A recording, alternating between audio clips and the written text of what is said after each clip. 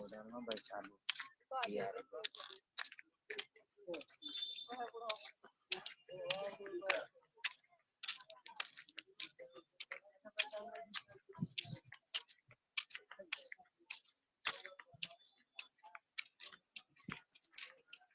Jadi jangan lo sih Pak.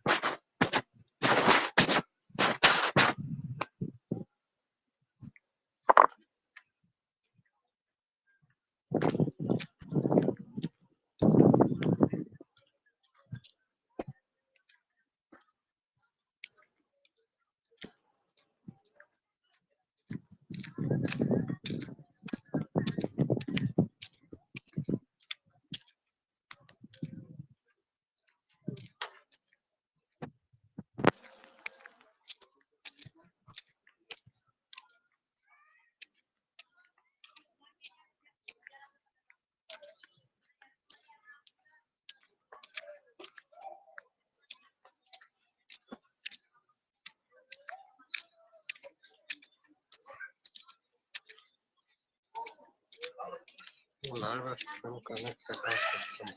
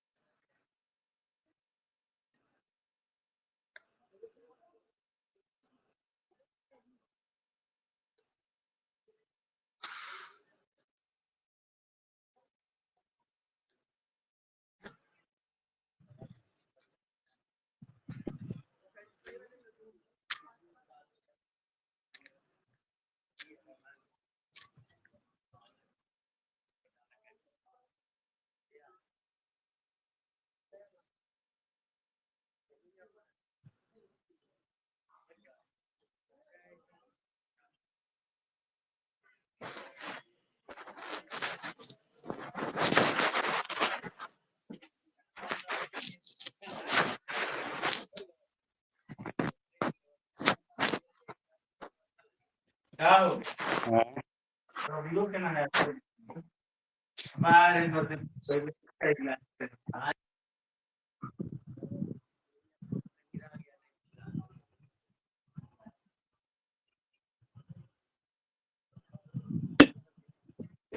हाँ भैया। हाँ भैया आ गए। Good evening. Good evening good evening. और शुरू करिए। सुनाइए। शुरू शुरू करिए। करो अंतराक्षरी शुरू किया जाए ना। अच्छा एक चीज ये बताइए, हाँ। भूमिका का मतलब समझते हैं? इसी का मतलब भूमिका लिखना जो होता है। भूमिका। हाँ भाई देखिए,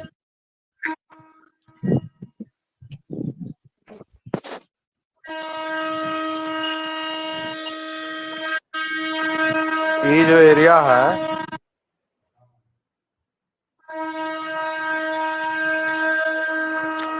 इसको थोड़ा सा देखिएगा। फाइल कहाँ चला गया, इमेज। हम भी हम भी तो चलते हैं। भूमिका का मतलब क्या होता है, कौन कौन पाते हैं ये बताइए।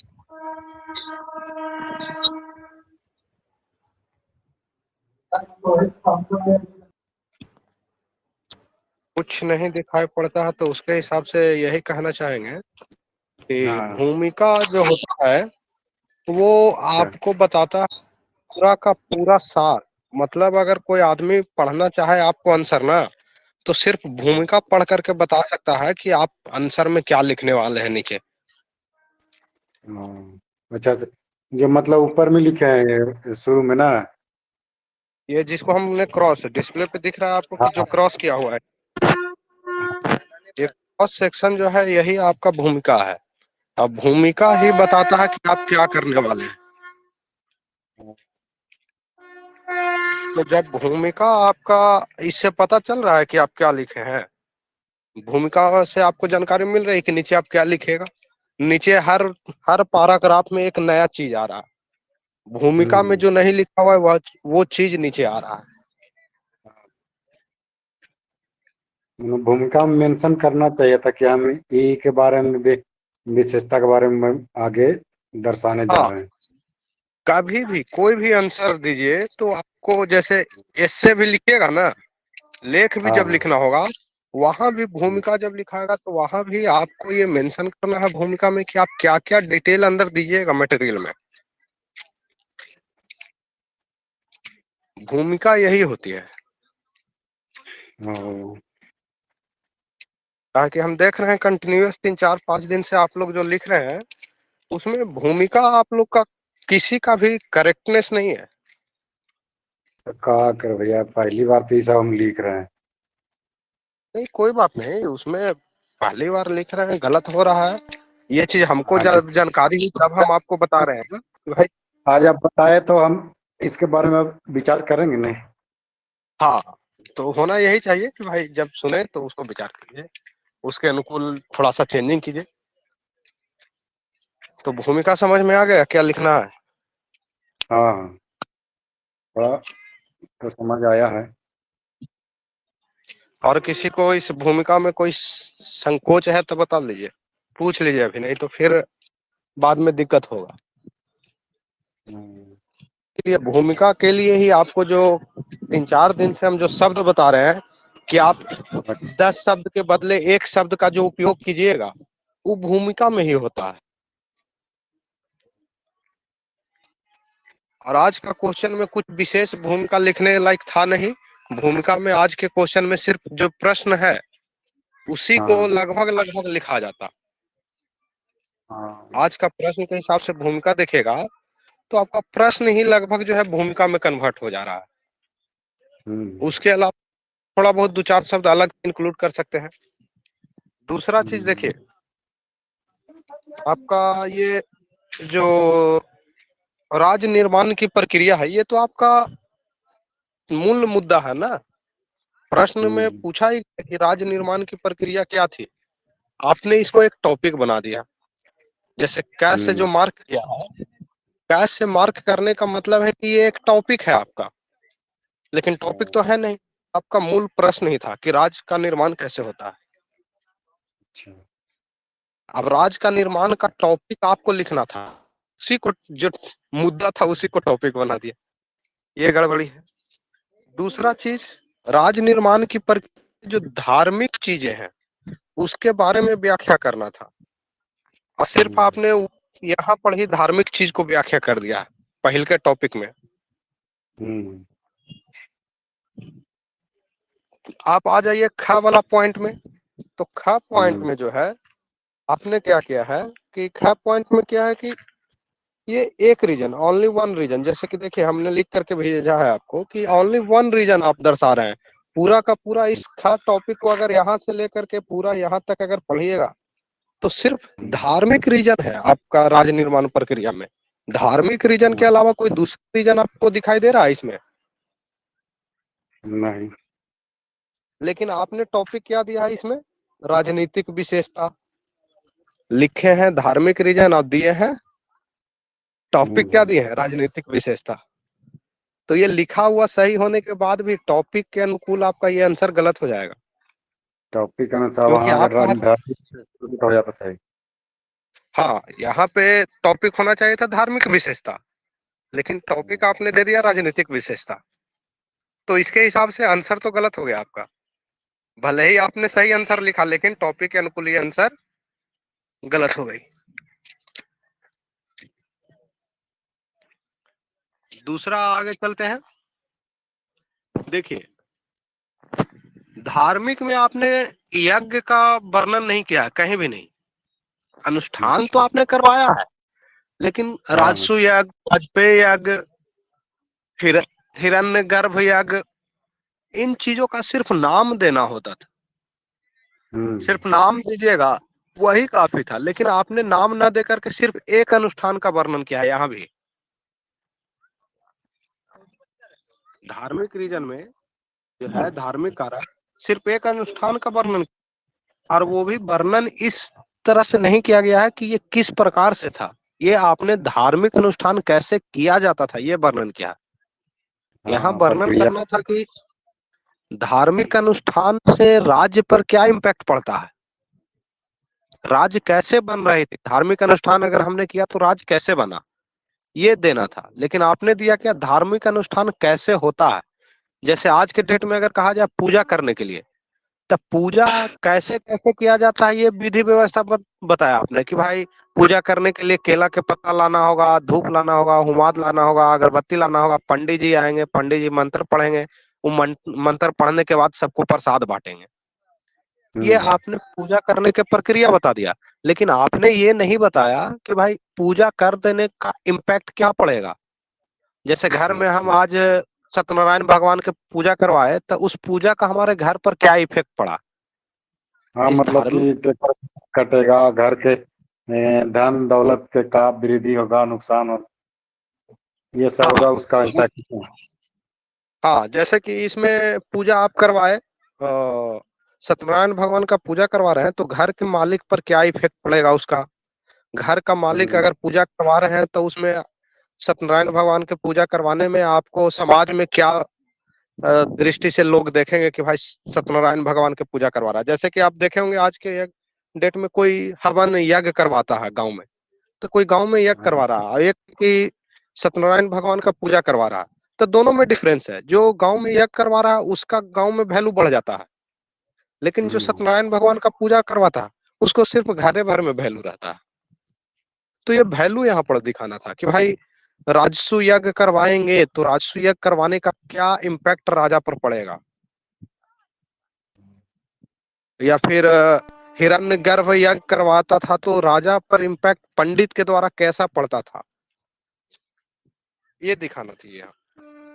आगे चलते हैं। दूसरा पेज आपका है,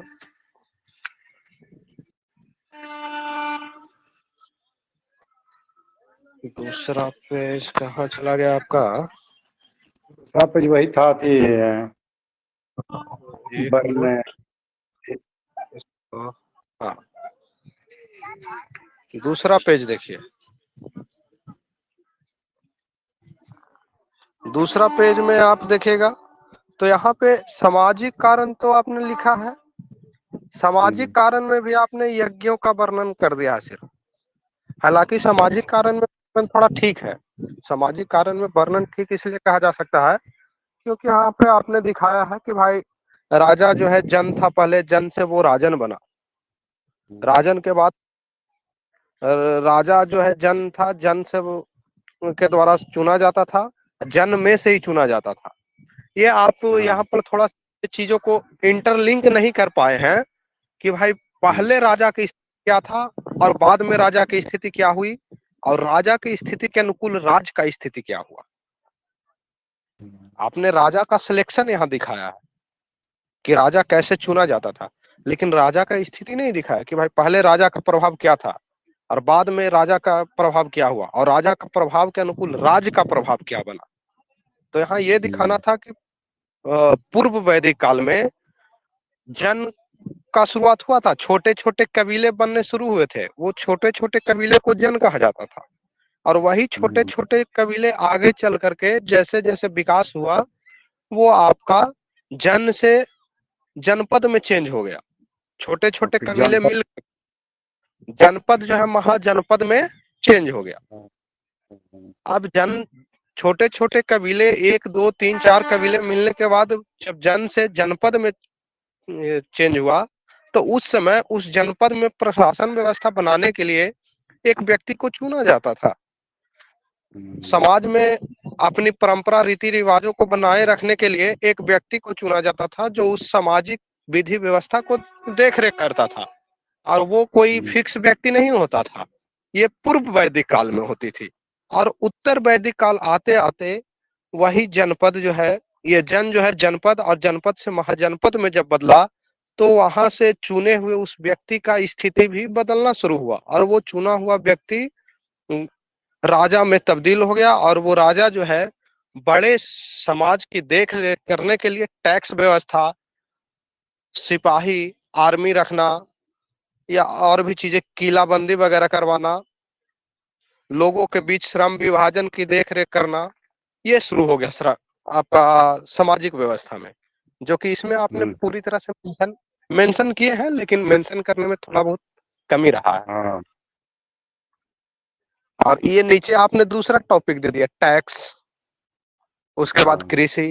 तो ये टैक्स और कृषि आपका पहला चीज तो राज निर्माण प्रक्रिया में भी ये सम्मिलित होता है, दूसरा आपका धार्मिक प्रक्रिया में भी होता है, तीसरा ये सामाजिक प्रक्रिया में भी सम्मिलित होता है। इसको अलग से तो पूछा नहीं है क्वेश्चन में, क्वेश्चन में देखिएगा तो सामाजिक और धार्मिक स्थिति पूछा गया है, लेकिन आपने मेंशन अलग से इसको कर दिया तो क्वेश्चन से आप बाहर जा रहे हैं। अब आंसर लिखना ठीक है लेकिन आप क्वेश्चन से बाहर जा रहे हैं।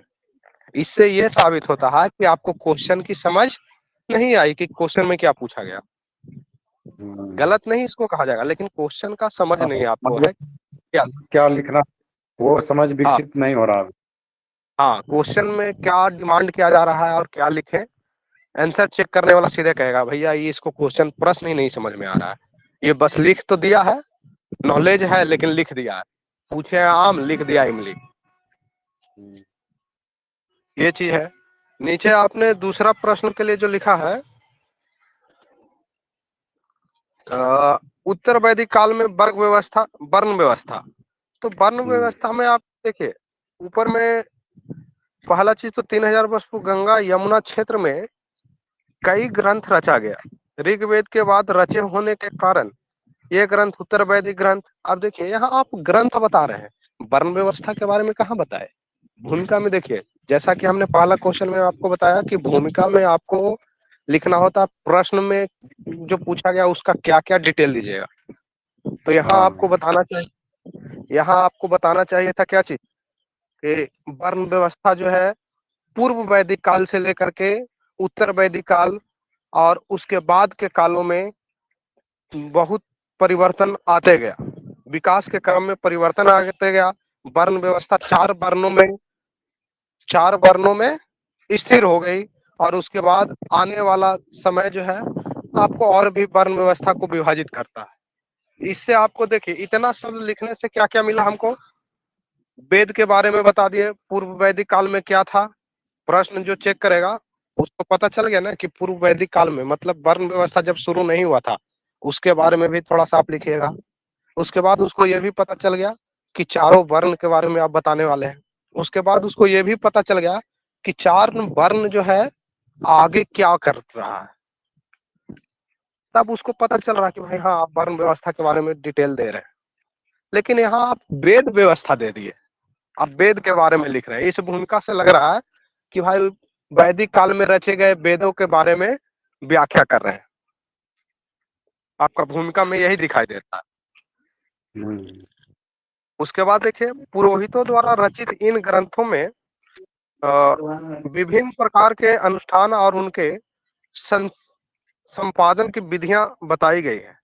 अब इसमें अनुष्ठान कहाँ पूछ रहा था कि कौन सा यज्ञ कैसे होता है नहीं होता, इसके बारे में लिखा गया है, प्रश्न में है इसमें तो पूछा गया। नहीं, इसमें तो खाली वर्ण व्यवस्था के बारे में लिखना है। वर्ण व्यवस्था उसके सामाजिक आर्थिक प्रभाव, इसमें दुई एगो प्रभाव पूछा गया, सामाजिक प्रभाव और आर्थिक प्रभाव वर्ण व्यवस्था का। तो आपने तो यज्ञ व्यवस्था बता दिया भाई, से चलते हैं, है ना।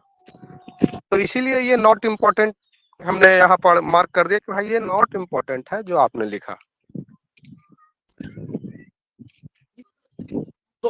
ठीक, आगे चले दूसरा पेज। हाँ हाँ आगे बढ़िए।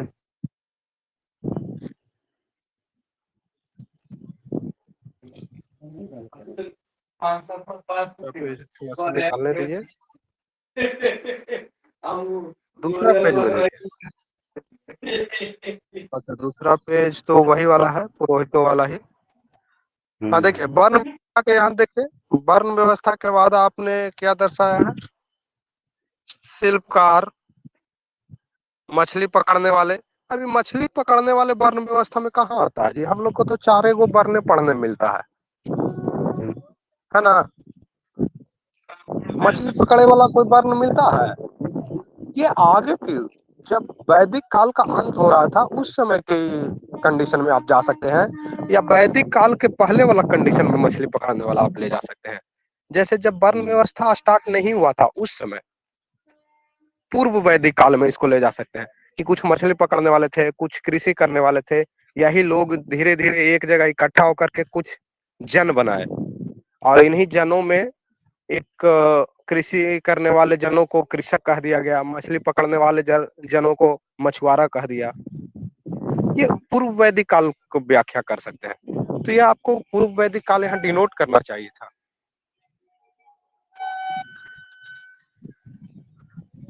ठीक है,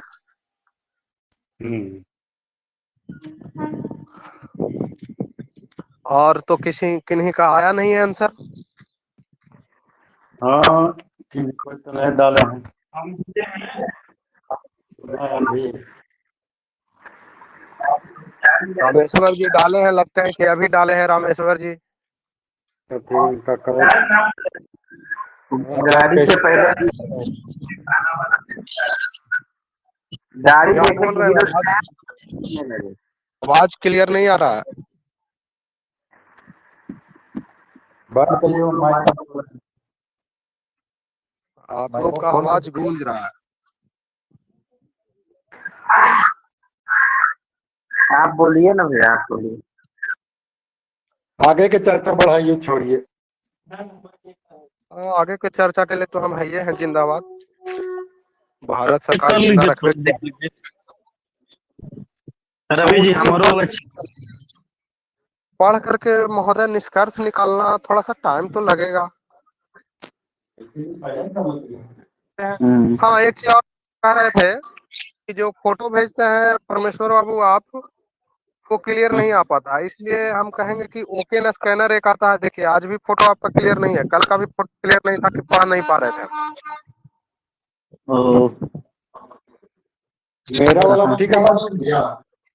हाँ आपका ठीक है, ये रामेश्वर बाबू का फोटो आज भी हम नहीं पढ़ पा रहे हैं भाई, या तो हमारा आँख खराब हो गया या तो फोटो में कुछ गड़बड़ी है। ना फोटो में होगा तो कहाँ है। लास्ट वाला पेज आपका पढ़ने लायक है, लास्ट वाला पेज पढ़ने लायक है, इसको थोड़ा पढ़ सकते हैं, लेकिन ऊपर वाला पेज नहीं पढ़ सकते हैं।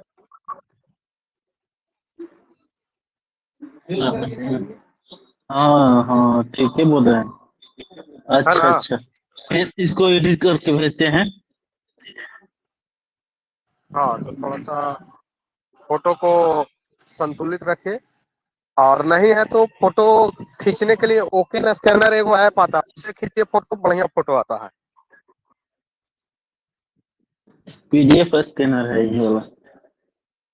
अच्छा, जो भी हो, ओके स्कैनर से ऐसे हम लोग फोटो खींचते हैं तो उसे बढ़िया क्वालिटी का आता है। या इनसे देखिए विपिन जी कौन सा चीज से फोटो खींचे हैं, बड़ा बढ़िया फोटो इनका भी है।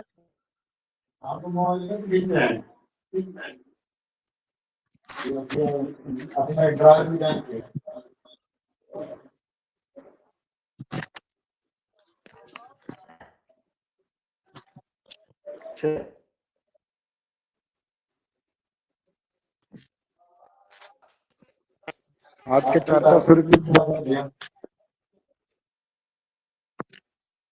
हाँ, आज की चर्चा शुरू कर रहे हैं। चर्चा शुरू करने के लिए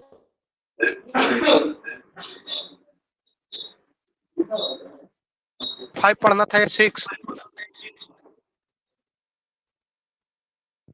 6 पढ़ना था ना?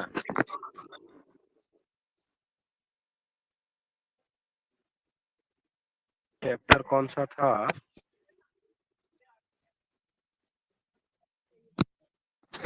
और देख लेते हैं।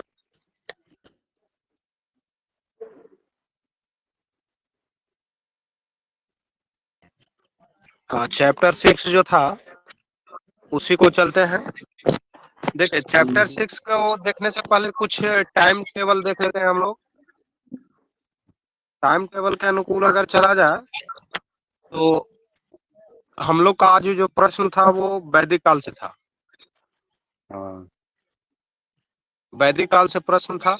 वैदिक काल आपको 1500 बीसी से शुरू होता है, ठीक है? 1500 बीसी। इसके पहले हम लोगों ने एक चीज देखी, आईबीसी आपको 2700 से शुरू होता है। चैप्टर कितना पढ़ना है हो?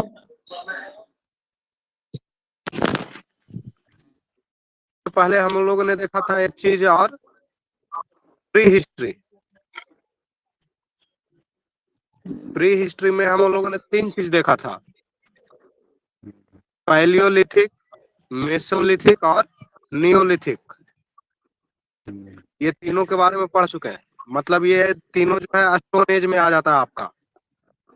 हाँ, स्टोन एज आपका 10,000 साल से लेकर के 12,000 साल के पहले का काल हो गया।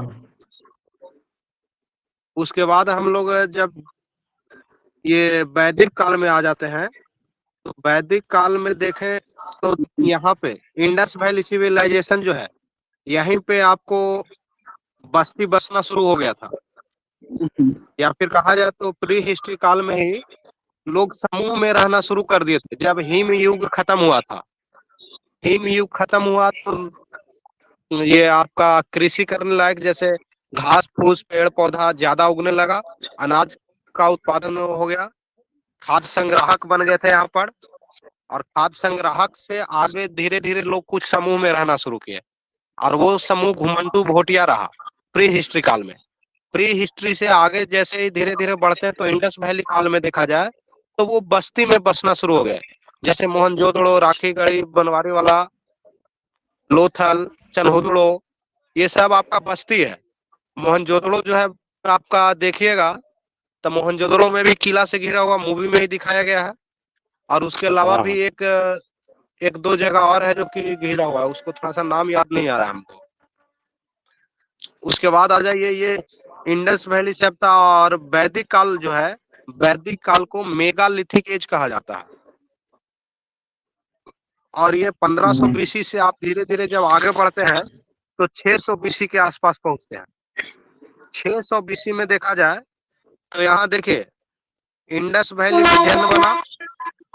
वैदिक काल में आपको जनपद बना। यहाँ जन बना, यहाँ जनपद बना वैदिक काल में, और ये जनपद के बाद 600 BC में जैसे ही जाएंगे तो 600 BC में महाजनपद बन जाता है। तो आज जो ठीक है। ठीक है ना, इसी 600 BC में सुनिए ना, आपको दो चीज सुनाइए ना। हाँ महोदय। कौन सा है? क्या चैप्टर नंबर कितना है? चैप्टर नंबर 6 देखिए महोदय, 6 ना, ठीक है। Old NCERT. ठीक ठीक ठीक है। कल का टॉपिक यहीं से रहेगा लिखने का। हाँ हाँ। ठीक है, तो महाजनपद समझ गए कैसे बना। अब इस महाजनपद जब बना है तो यहाँ पे एगो घटना और हुआ, धर्म का ये पुनर्जागरण काल कहते हैं भी इसको। पुनर्जागरण, धर्म जो है यहाँ पर कुछ बदलता है, अपना स्वरूप को चेंज करता है। जैसे वैदिक काल, इंडस वैली सिविलाइजेशन या वैदिक काल से पूर्व वैदिक काल में देखा जाए तो वर्ण व्यवस्था जो है, आपको स्थिर वर्ण व्यवस्था नहीं मिलता है। वर्ण को कोई भी व्यक्ति अपना सकता है, जैसे वर्ण को कोई भी व्यक्ति अपना सकता है। पंडित बनने के लिए ये नहीं है कि पंडित के घर में जन्म लेना होगा। ये पूर्व वैदिक काल में है भाई।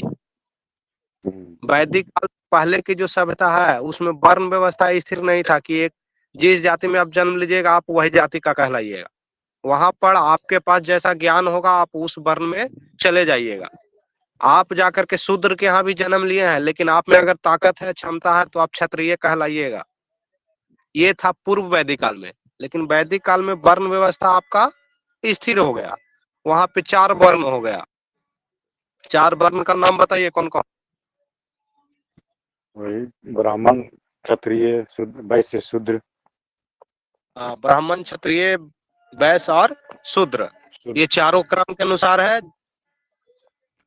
अब आ जाइए उत्तर वैदिक काल। उत्तर वैदिक काल में शूद्र वगैरह ये इसी समय वैदिक काल में आपको एक चीज और मिलता है, 4 वेद लिखा गया, ऋग्वेद, सामवेद, यजुर्वेद और अथर्ववेद। ऋग्वेद, सोमवेद, यजुर्वेद और अथर्ववेद, ये चारों वेद लिखा गया। और इसी 1500 BC के बाद उपवेद, पुराण, महापुराण ये सभी का निर्माण हुआ। वेद को पढ़ने के लिए ही, आसान भाषा में पढ़ने के लिए वेदांग का रचना किया गया, क्योंकि वेद को सब कोई पढ़ लिख समझ नहीं सकता था, इसलिए उसको वेदांग का रचना किया गया है। और आरण्यक, आरण्यक का भी रचना क्या? हाँ, 6 वेदांग, 6 वेदांग, वेदांग 6 है, 18 पुराण, 4 वेद और आरण्यक 16 होते हैं। तो ये सभी का निर्माण किया गया उस समय, ये वैदिक काल में। उसके बाद धीरे धीरे हम लोग 600 BC में जब बढ़ते हैं तो ये जो स्थिर वर्ण व्यवस्था हो गया। अब वर्ण व्यवस्था स्थिर हो गया तो जाति धर्म सब स्थिर हो जाएगा। अब उसमें से जब वैदिक काल में स्थिर हो गया तब यहाँ पर थोड़ा सा युद्ध शुरू हो जाएगा, मतलब आपसी मतभेद शुरू हो जाएगा। जो राजा के यहाँ जन्म लिया उसका बेटा राजे बन रहा है, जो ब्राह्मण के यहाँ जन्म लिया वो ब्राह्मणे बन रहा है। अब सरवा उसमें क्वालिटी रहे या नहीं रहे वो ब्राह्मणे कहलाएगा, राजा है राजा कहलाएगा, क्षत्रिय है तो क्षत्रिय कहलाएगा, चाहे वो काहे ना वो पीठ दिखा के भागने वाला रहे। तो ये सब कारण से लोगों में मतभेद शुरू हो गया। दूसरा मतभेद होने का रीजन था विकास। धीरे धीरे तो बढ़ते जाएगा, विकास जब बढ़ेगा तो विकास बढ़ेगा तो उत्पादन भी बढ़ेगा, और उत्पादन बढ़ेगा तो कहा जाए तो उस समय में पैसा तो था नहीं। तो जब पैसा नहीं था तब प्रोडक्शन ही जो था, मनी वैल्यू था, प्रोडक्शन को ही वस्तु विनिमय होता था। तो जिसके पास जितना ज्यादा धन संपत्ति वो व्यक्ति उतना बड़ा आदमी होना चाहिए। लेकिन वर्ण व्यवस्था स्थिर होने के कारण समस्या क्या आया कि वर्ण व्यवस्था स्थिर होने के कारण धन, आप शूद्र के यहाँ तो धन सबसे ज्यादा हो जाएगा। इसका लॉजिक बता सकते हैं कि शूद्र के यहाँ धन ज्यादा होने का क्या कारण है? इसलिए कृषि का कार्य होता था। क्या? कृषि के कार्य यही लोग करता था, शूद्र लोग ना, पशुपालन, कृषि, पशुपालन, कृषि, सेवा, जैसे राजा का यहाँ जो भी काम होगा उसका सेवा करेगा। अब सेवा करेगा तो भैया वहां पर तो पैसा मिलेगा ही, सैलरी मिलेगा। तो सैलरी अपर कास्ट से रिश्ते रिश्ते लोअर कास्ट में चला आया। अब यहाँ पर राजा महाराजा या ब्राह्मण वगैरह जो था, ये सब लोग सेवा लेता था, ये सब लोग सिपाही भी रखता था। तो सिपाही रखेगा तो उसको सैलरी तो देगा, सैलरी देगा तो सैलरी पहले जमीन से दिया जाता था या गाय के रूप में दिया जाता था, या तो फिर उसको कुछ अनाज वगैरह दे दीजिए।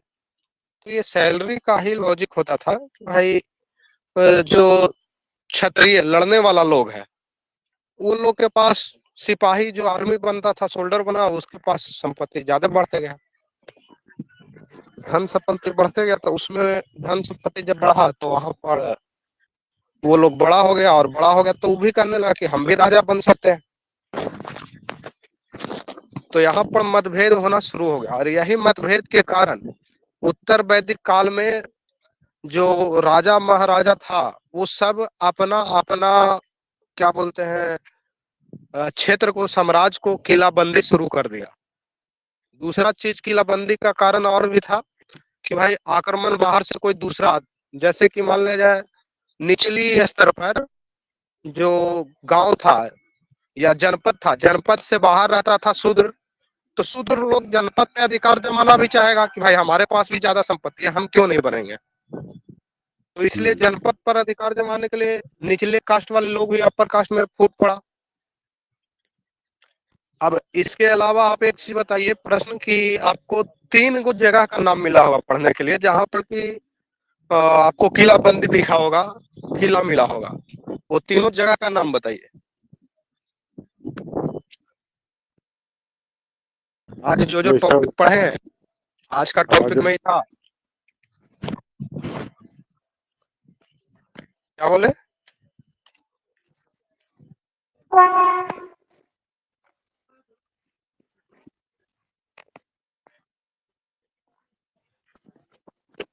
विपिन जी आवाज नहीं आ रही है। हम तो लगता है शायद नहीं पढ़ पाए थे 6 वाला अच्छा, तो आंसर में आप लिख कैसे दिए हैं जी? जो लिखे हैं, तो उसमें तो वही था कि दिल्ली के जो अति है से वाला था, यूपी में जो जहाँ कुछ बस्ती था वहाँ किलाबंदी हुआ था। यूपी का कौन सा जगह?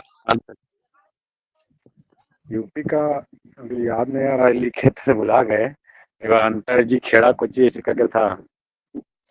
अतरंजी खेड़ा, हस्तिनापुर, हस्तिनापुर था। और दिल्ली का पुराना किला। हाँ, दिल्ली का पुराना किला। मतलब कॉपी भी जबरदस्त कर देते हैं ना।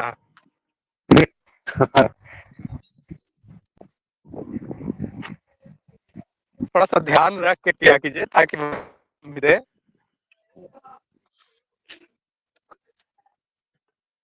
अब ये यहाँ तक का लॉजिक समझ गए? हाँ हाँ, समझ गया।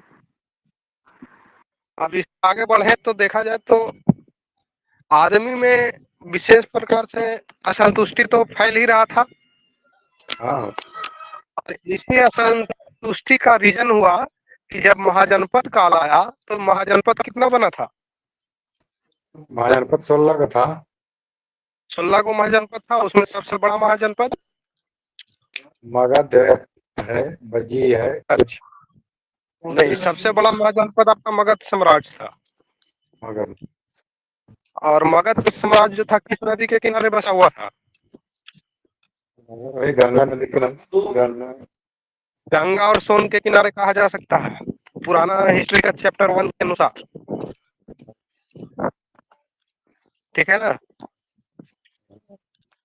तो ये असंतुष्टि का ही कारण था कि लोग महाजनपद काल में गौतम बुद्ध और ये आपका एक और कौन सा व्यक्ति थे जैन धर्म का?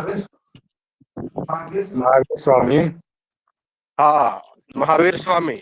तो 600 ईसा पूर्व में जब देखेंगे तो वहां पर आपको 2 महान धर्म अनुयायी आते हैं, और वो वेद और वेदांग ये सारे चीजों को पढ़ते हैं बढ़िया से, और उसके अनुसार निष्कर्ष निकालते हैं कि भाई ये वेद और वेदांग का जो आज के डेट में ब्राह्मण और क्षत्रिय लोग इसका परिभाषित करने का जो अर्थ है वो बदल दिया है, और उसी के अनुकूल फिर आपका महावीर स्वामी या फिर गौतम बुद्ध जो है चेंज करते हैं, एक नया धर्म को लाते हैं कि भाई हमारा धर्म अलग रहेगा, हम बौद्ध हैं। हाँ। हालांकि ये गौतम बुद्ध का जो है या फिर महावीर स्वामी का जो है कोई धर्म नहीं था, ये फिर सिर्फ उस समय के तौर पे देखा जाए तो वो एक समाज का विधि व्यवस्था बनाए थे इन्होंने।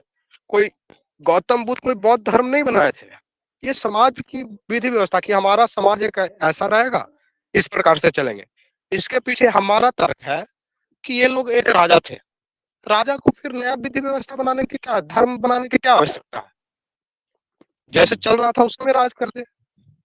लेकिन ये लोग एक अपना अलग समाज बनाया, कोई धर्म नहीं बनाना चाहा, ये अपना समाज बनाना चाहा, उस समाज में अपना एक नियम बनाया कि ऐसे ऐसे ऐसे लोग रहेंगे। तो वो कंडीशन डाला कि भाई आप अगर हिस्ट्री पढ़ते हैं तो हमारे साथ जुड़िए, जैसे हम अभी हिस्ट्री पढ़ा रहे हैं तो हमारे साथ हिस्ट्री पढ़ने वाले लोग जुड़ेंगे। अगर यही हिस्ट्री बहुत बढ़िया रहता तो लोग कहेगा कि हिस्ट्री पढ़ाने वाला ही धर्म है, धर्म नहीं था, वो एक परंपरा बनाया, समाज का रीति रिवाज बना, और वही रीति रिवाज आगे चल करके सबसे अलग लगा कि भाई ये तो पुराने रीति रिवाजों के हिसाब से सबसे अलग है, तो ये एक अलग धर्म के लोग हैं। और आज के डेट में वही धीरे धीरे कन्वर्ट होते होते धर्म में परिवर्तित हो गए। हाँ, उसमें तो और उसी देखिए बताया जा रहा था, शुद्ध वही सबके असमानता से देखा जा रहा था, इसमें समान मिला। ये सारे लोगों को यहाँ पे समानता दिया गया था। थोड़ा देर के लिए